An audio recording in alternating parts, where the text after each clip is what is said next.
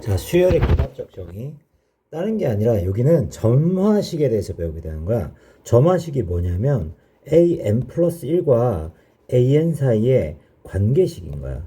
그 관계식을 보고 어떤 식인지 파악한 후에 최종적인 목표가 an이 어떻게 되는지 알아내는 게 우리의 목표야.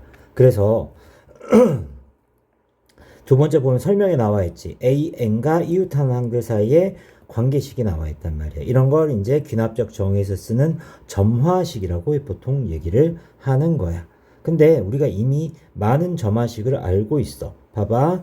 an 플러스 1에서 an을 뺐더니 만약에 4야. 그러면 공차가 4인 등차 수열이지. 앞항에서 뒷항을 나눴더니 만약에 2야. 그러면 공비가 2인 등 비수열인 거지. 그 다음에 가운데 항의 두 배가 양 끝의 합과 같아. 이거 등차 중항을 나타내고 있잖아.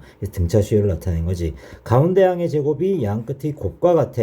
이게 등 비중항을 나타내고 있는 거지. 그러니까 일반적으로 우리가 알고 있는 등차 등비 수열의 점화식은 이미 알고 있는 게 많아. 근데 우리가 모르는 형태의 점화식 두 가지를 배우게 될 거야. 그러니까 첫 번째 점화식부터 얘기를 해볼게.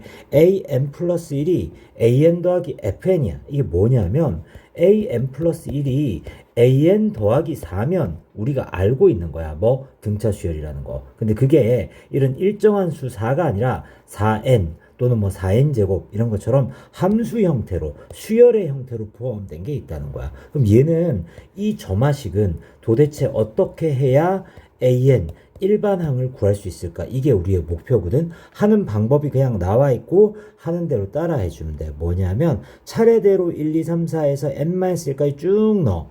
그 다음 어떻게 하느냐? 요식들을 다 더하게 되면 요렇게 없어지지. 위아래 세로로 더하거든. 요 A3이 좌변으로 넘어가 마이너스 A3이 되잖아. 더하면 다 없어지게 되는 거야. 끝에 AN만 남고 남아있는 것만 쭉 쓰면 되는 거거든. 요렇게 하면 된다. 일단은 이따 문제 풀면서 얘기할 거니까 하는 방법 뭐다? AN 더하기 FN으로 돼 있으면 식들 쭉 쓴 다음에 다 뭐 한다? 더하면 된다라는 거. 다음 두 번째.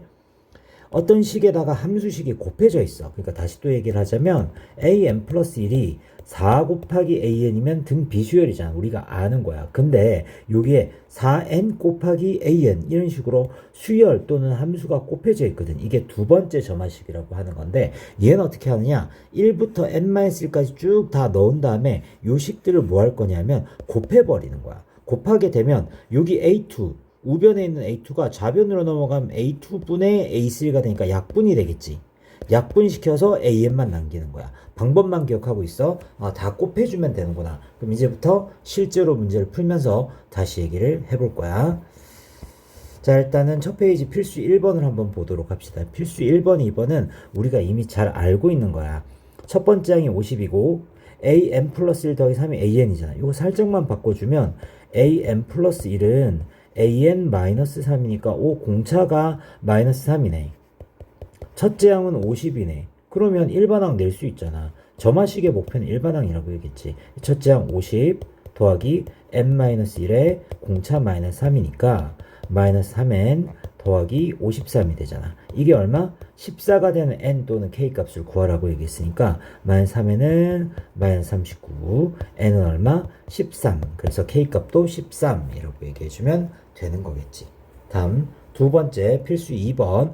얘도 우리가 아는 모양으로 바꿔볼까?